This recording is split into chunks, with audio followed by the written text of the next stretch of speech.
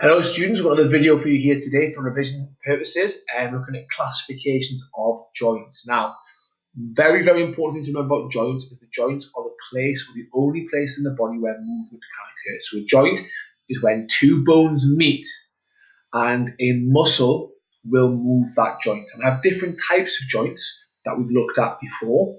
So the first type of joint is a hinge joint. Now, it's like a door, okay? A hinge joint we find at the elbow and at the knee. And the hinge joint can only move in two directions.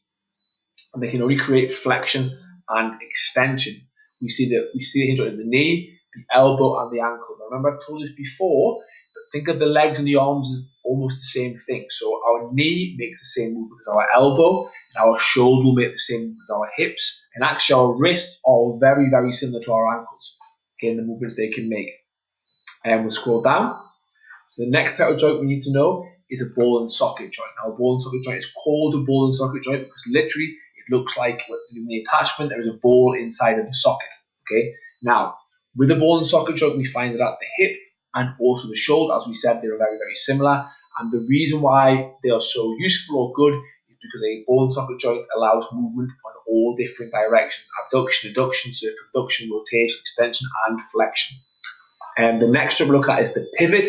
As far as you need to know, the pivot only really exists in the neck, okay, allowing rotation. Very good when we're ahead of football, for example, but directional to a football when heading it, or even looking around to see behind us in sport like basketball or handball to see what defenders are around us.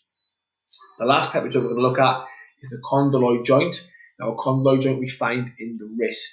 A condyloid joint at the wrist allows flexion, extension, and circumduction. Questions here for you to answer, and we'll go at. So, which of the following is a movement associated with the pivot joint at the atlas and axis?